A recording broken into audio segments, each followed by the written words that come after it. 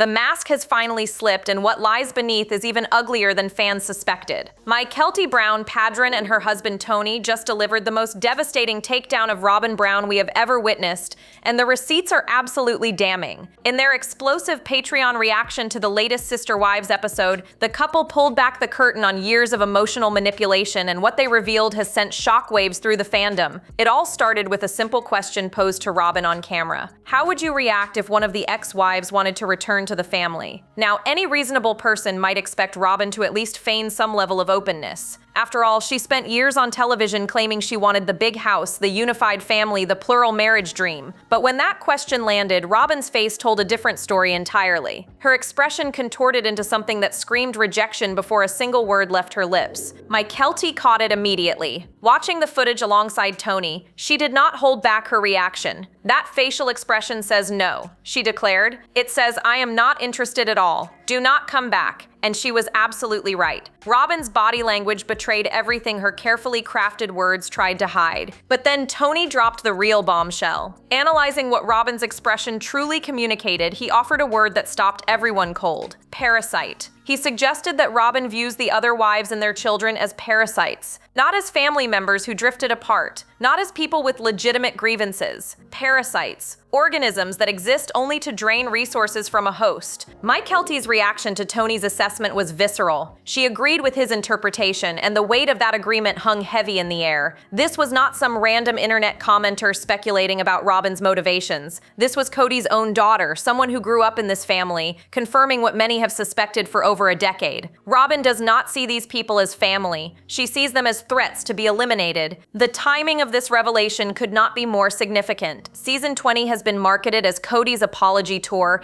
his supposed journey toward accountability, yet here we have his daughter essentially confirming that any reconciliation is dead on arrival as long as Robyn remains in the picture. The woman who claimed she wanted nothing more than family unity has apparently spent years viewing her sister wives and their children with contempt. What makes this confession so explosive is who delivered it. Mykelti was once considered neutral territory in the Brown family wars. She maintained relationships across factional lines when others had chosen sides. For her to sit beside her husband and validate his parasite characterization represents a seismic shift in family dynamics. The middle ground has officially collapsed, and Robyn finds herself standing alone on an island of her own creation. But this bombshell was only the beginning. What Mykelti and Tony revealed next about the true depth of Robyn's alleged contempt for the family makes the parasite comment look tame by comparison. Let that word sink in for a moment. Parasite. It is not a casual insult tossed around in the heat of an argument. It is a deliberate, loaded term that carries devastating implications. When Tony suggested that Robyn views the returning wives and children as parasites,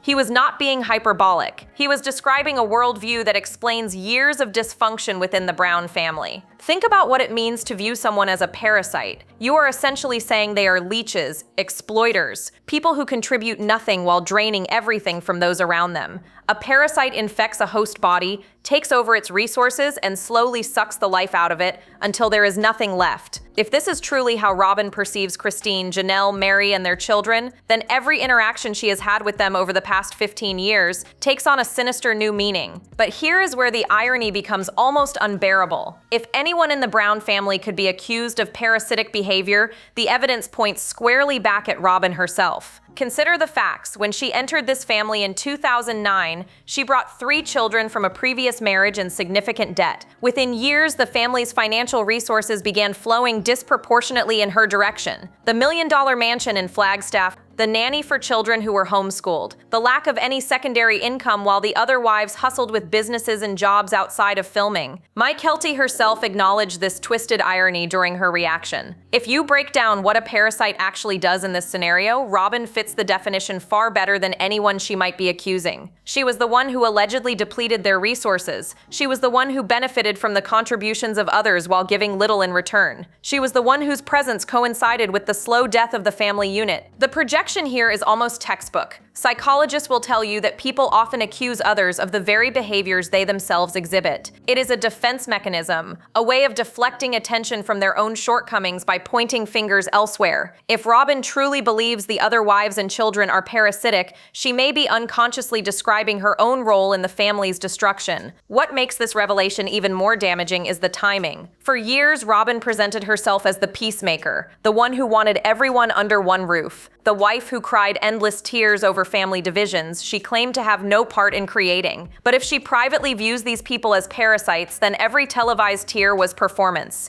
Every plea for unity was manipulation. Every claim of innocence was a calculated lie designed to maintain her position as the favored wife. Tony and Mykelti saw through the facade, and now millions of viewers are seeing it too. The woman who positioned herself as the family's beating heart may have been its cancer all along. The Parasite accusation did not emerge from nowhere. According to those who know the family personally, Robyn has allegedly spent years cultivating a toxic narrative about the people around her. Sources close to the Browns have reportedly confirmed that Robyn regularly refers to the other wives and their children in dehumanizing terms: evil, wicked, wrong. These are not words you use to describe family members you hope to reconcile with. These are words you use to justify cutting people out entirely. Mykelti herself has heard these characterizations, and her willingness to discuss them publicly signals just how far the family has fractured. According to those familiar with the situation, Robyn has made it her mission to paint everyone outside her immediate household as villains in her personal story. She is never the problem. She is never the instigator. In her version of events, she is perpetually the victim surrounded by people who wish her harm. This pattern of dehumanization explains so much about the estrangement that has consumed the Brown family. When you view someone as evil rather than as a human being with complex emotions and legitimate grievances, you eliminate any possibility of understanding. You destroy the foundation required for reconciliation. You give yourself permission to treat them with contempt because they are no longer people to you. They are obstacles, enemies, parasites. Consider the children Robyn met when she entered this family. In 2009, Logan was 15 or 16 years old. Aspen and Leon were around 15. Maddie was approximately the same age. McKelty was 13 or 14. Hunter was in his early teens. Gabriel and Gwendolyn were around 9 or 10. Isabel was 6. Savannah was just 5 years old. Truly had not even been born yet. These were children. Some teenagers, yes, but children nonetheless. And Robyn was a 31 or 32-year-old adult woman. What kind of grown adult looks at children and teenagers and sees enemies? What kind of stepmother enters a family and immediately begins categorizing kids as threats to her happiness? Even if there were clashes, even if some of the children struggled to accept her presence,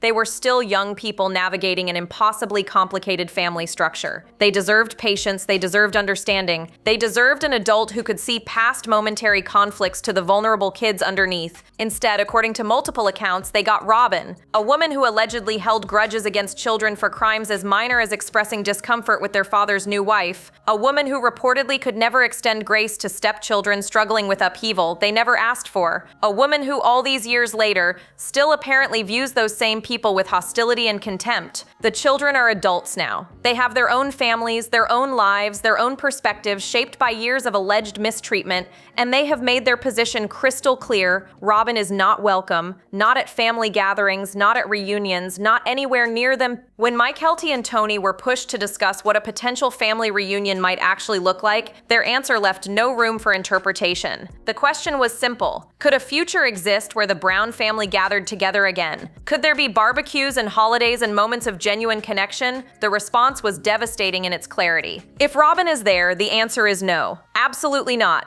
Never. Tony laid it out with brutal honesty. There is a unit between Kody and Janelle and their children. That unit is called parenthood. It exists independently of Robyn, and it does not require her presence to function. A father can attend a family barbecue with the mother of his children without bringing his current wife. There is nothing strange about that. There is nothing inappropriate about maintaining those parental bonds separately from other relationships. But Robyn has allegedly made it impossible for those bonds to exist peacefully. Her presence introduces tension, resentment, resentment and years of unresolved trauma. The children cannot relax around her, they cannot be themselves, they cannot enjoy their father without the shadow of the woman who allegedly worked to separate him from them. Mykelti made an important distinction during the discussion. She believes that if it were just Kody and Robyn's children at a gathering, without Robyn herself, reconciliation might be possible. The kids have no beef with their step-siblings. Aurora, Dayton, Brianna, Solomon, and Ariella are not the problem. They are casualties of their mother's behavior just like everyone else. A future exists where the Brown children from all 4 wives could potentially coexist, but add Robyn to that equation, and everything falls apart. Tony referenced Logan's wedding as a perfect example. When Logan tied the knot, questions arose about who would attend and under what circumstances. The family had to navigate the minefield of Robyn's presence, and by all accounts, it was complicated. These moments that should be purely joyful become strategic operations when Robyn is involved. Who sits where, who arrives when, who leaves early to avoid confrontation. No family should have to operate that way. The message being sent by Mykelti and Tony echoes what multiple Brown children have expressed through various channels.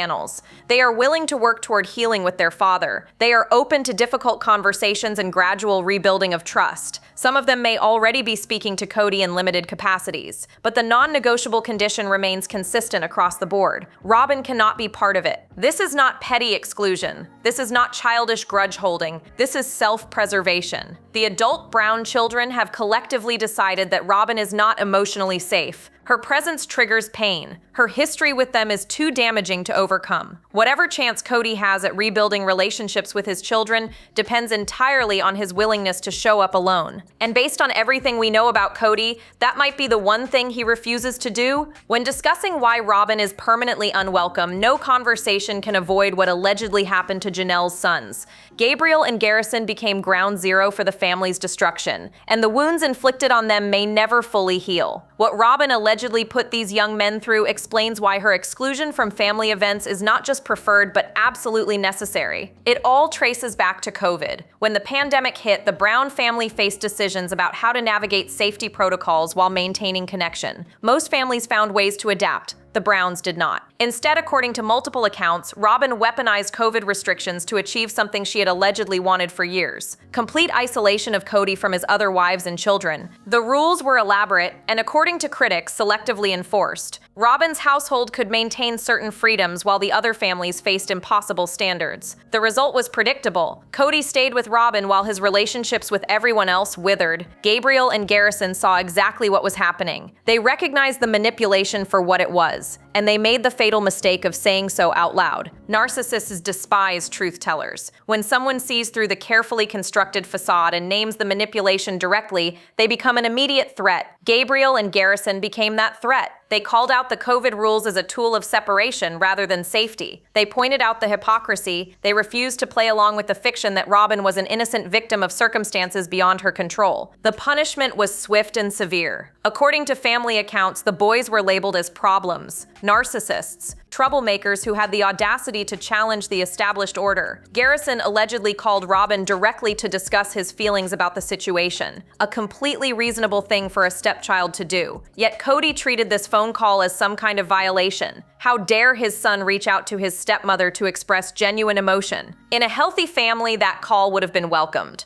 A stepmother who truly cared about her stepchildren would have appreciated the effort to communicate directly rather than letting resentment fester. But Robyn is apparently not that kind of stepmother. Instead of engaging with Garrison's concerns, the call allegedly became another piece of evidence used against him, another example of his supposed bad character. The smear campaign that followed is textbook narcissistic abuse. Once someone becomes the truth teller, they must be destroyed. Flying monkeys are deployed, narratives are crafted, the target is painted as the villain while the actual abuser plays victim. Gabriel and Garrison experienced this firsthand, watching their father choose his wife's fragile ego over his relationship with them. The tragedy deepened immeasurably with Garrison's passing in 2024. Whatever chance existed for healing those wounds died with him. The words left unsaid, the reconciliation never achieved, The apologies never offered. These now haunt the family forever. While Gabriel and Garrison became the most visible casualties of Robyn's alleged manipulation, another child suffered in ways that often go overlooked. Savannah Brown, Janelle's youngest daughter, was still a minor living at home when the family imploded. She was still in high school when her world fell apart, and the collateral damage inflicted on her represents one of the most heartbreaking chapters in this entire saga. When COVID restrictions separated the family, Savannah lost daily access to her father.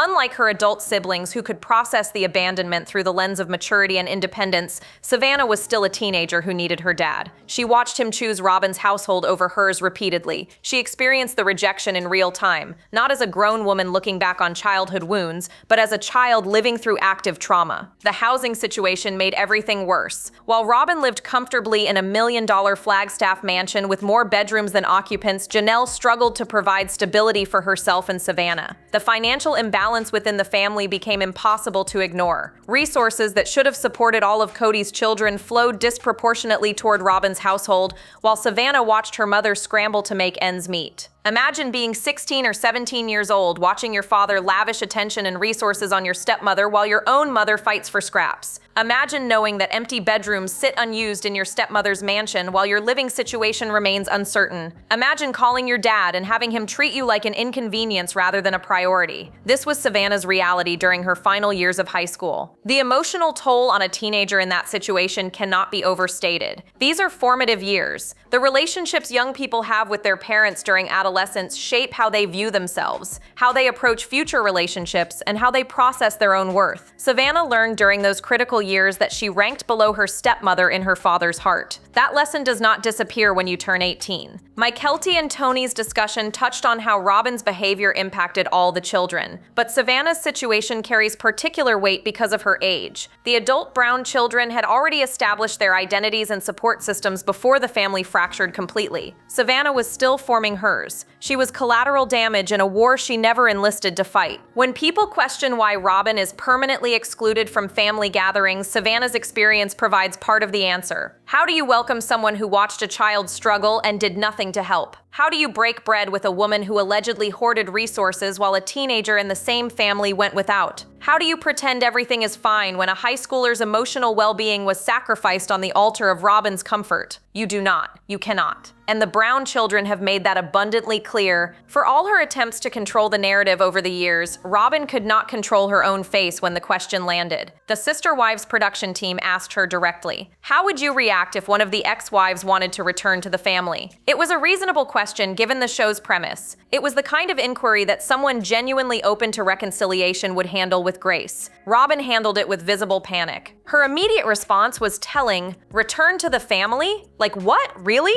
The words tumbled out laced with disbelief, as if the very concept was absurd. This from a woman who spent years on camera weeping about wanting the family together. This from someone who claimed the one big house dream was her deepest desire. When actually confronted with the possibility of reunion, her first instinct was rejection disguised as confusion. She attempted to recover by saying she would be very surprised. Then she retreated further, claiming she did not even want to answer the question. The mask was slipping, and she knew it. Every second she remained on camera risked exposing the truth that Mykelti and Tony would later confirm. Robyn does not want the wives back, she never did. Then came the performance. Robyn pivoted to claiming the question opened a portal of hope, and now she was overwhelmed by emotion. She said it was making her sad, she suggested she might fall apart and could not continue filming. On the surface, this might seem like a woman genuinely moved by the possibility of family healing, but Mykelti saw through it immediately. The facial expression said no. Those were Mykelti's exact words while watching the footage. Robyn's face communicated complete rejection before she attempted to spin the moment into something sympathetic. The tears and emotional fragility were damage control, an attempt to reframe her obvious disgust as something more palatable for viewers. What makes this moment so revealing is the contradiction it exposes. If Robyn truly wanted the family together, the question would have sparked genuine hope rather than visible distress. She would have leaned into the possibility rather than recoiling from it. Her body would have communicated openness rather than defensive shutdown. Instead, every nonverbal cue screamed that the last thing Robyn wants is Christine,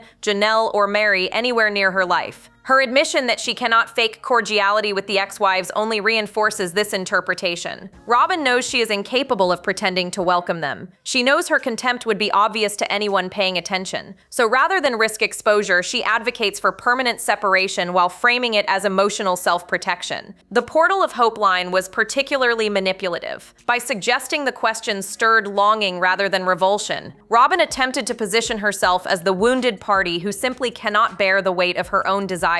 It was a masterclass in victimhood, executed by someone who has perfected the art over 15 years of television. Season 20 has been marketed as something unprecedented in Sister Wives history. Kody Brown, the man who spent years blaming everyone but himself for the family's destruction, finally embarked on what fans have dubbed his apology tour. He traveled to meet each of his ex-wives individually. He sat across from women he had dismissed, belittled, and abandoned. And for the first time in memory, he actually admitted fault. The meetings were stunning to witness. Kody told Janelle he had been a bastard for years. He acknowledged that his claim of never loving her was a lie born from pain and anger rather than truth. He expressed regret to Christine for how he handled their separation. He even reached out to Mary, the wife he had emotionally abandoned long before their marriage officially ended. These were conversations many viewers never expected to see. But behind the scenes, someone was apparently working to ensure these apologies never happened. According to reports, Robyn tried to convince Kody not to go on this tour of reconciliation. She allegedly pushed back against the idea of him meeting with his ex-wives to make amends. The woman who claims to want family unity reportedly fought against the one concrete step Kody was taking toward healing. The question is why? What possible motivation could Robyn have for discouraging apologies? The answer becomes obvious when you consider what genuine reconciliation would mean for her position. Right now, Robyn stands as the last wife standing. She has Kody's undivided attention, his resources, and his loyalty. If he were to genuinely repair relationships with Christine, Janelle, and Mary, her monopoly on his emotional bandwidth would be threatened. The narrative she has carefully constructed, one where she is the only wife who truly loved him and stood by him, would crumble under the weight of renewed connections. Robyn's resistance to the apology tour reveals her priorities with crystalline clarity. She does not want healing. She does not want the family restored. She wants isolation. She wants Kody dependent solely on her, cut off from anyone who might challenge her influence or remind him of who he used to be. A reconciled Kody is a threat to everything she has allegedly worked to build. This context makes Kody's decision to proceed with the apologies despite her objections somewhat remarkable. For once, he chose potential family healing over Robyn's preferences. Whether this represents genuine growth or simply a producer-driven storyline remains debatable, but the fact that Robyn opposed it tells us everything we need to know about her true feelings. She had the opportunity to support her husband in making amends with the mothers of his children. She could have encouraged reconciliation and positioned herself as a force for family unity. Instead, she allegedly tried to sabotage the process before it began. The mask did not just slip during that on-camera question, it has been falling off in private for years. In the aftermath of the Brown family's spectacular collapse, an unexpected leader has emerged from the wreckage. Christine Brown, the woman Kody dismissed and discarded after 25 years of marriage, has become the anchor holding the remaining family together. While Kody and Robyn sit isolated in their Flagstaff mansion, Christine has built something neither of them saw coming, a family that actually wants to be around her. The contrast is staggering. Christine left the marriage in 2021, walking away from everything she had known since her teenage years. Many expected her to struggle. Instead, she flourished. She found new love. She rebuilt her life. And most importantly, she maintained strong relationships with nearly all of the Brown children, not just her own biological kids, but children from the other wives as well. Look at any family gathering now, and Christine is at the center. Birthdays, holidays, celebrations of milestones. She is there, surrounded by children and grandchildren who genuinely want her presence. Meanwhile, Kody and Robyn receive no invitations. Their isolation is not accidental. It is the direct consequence of how they treated people when they held power.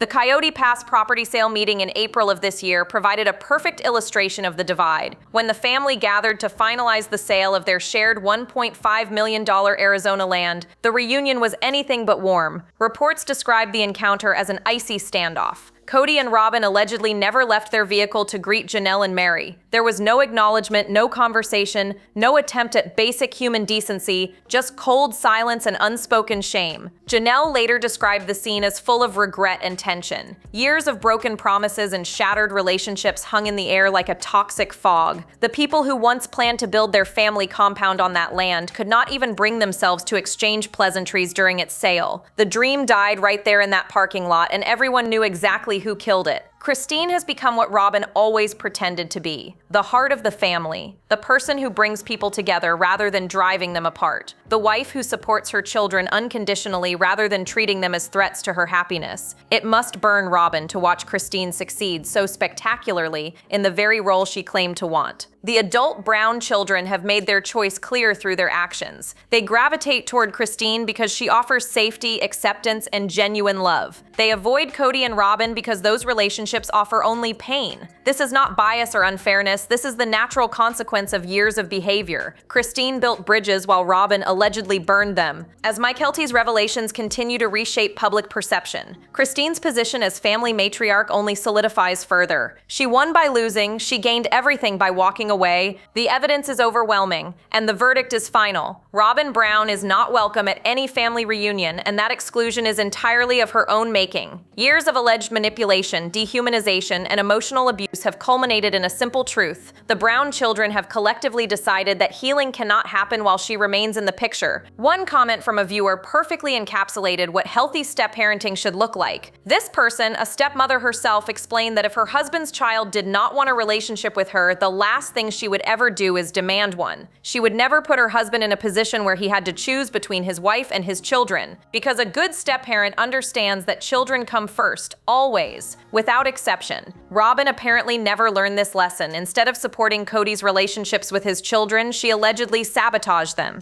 Instead of extending grace to stepchildren navigating an impossibly complicated family structure, she reportedly held grudges and built walls. Instead of being a bridge between households, she became a barrier that grew higher with each passing year. The result is a family shattered beyond recognition. Kody has lost meaningful relationships with the majority of his 18 children. He missed surgeries and weddings and births. He was absent during the darkest moment imaginable when Garrison passed away. He traded decades of fatherhood for the approval of one woman, and that woman apparently convinced him the trade was worth it. Was it worth it, Robyn? Looking at the wreckage now, was it worth destroying everything? The future of the Brown family will be written without her. Barbecues will happen with Kody invited alone, if he can bring himself to show up without his handler. Grandchildren will grow up knowing their aunts and uncles from Christine and Janelle's sides, while barely recognizing Robyn's children. Holidays will be celebrated in homes where Robyn's name is spoken only as a cautionary tale about what happens when selfishness consumes a family. Mykelti and Tony's revelations have simply confirmed what the family decided long ago. Robyn is not safe. Her presence brings pain. Her history is too damaging to overlook. Whatever portal of hope she claims to feel, she slammed that door shut herself, through years of alleged cruelty toward people who only wanted to be loved. The Brown children are not asking for much. They want a father who shows up. They want accountability for years of neglect. They want acknowledgement that they were wronged. But they absolutely do not want Robyn. That ship has sailed, sunk, and settled on the ocean floor. So what do you think? Can Kody ever truly reconcile with his children if he refuses to leave Robyn behind? Will she ever accept responsibility for her role in this destruction? Drop your thoughts below. Like, subscribe, and stay tuned. The next video is waiting, and you will not want to miss what is coming next.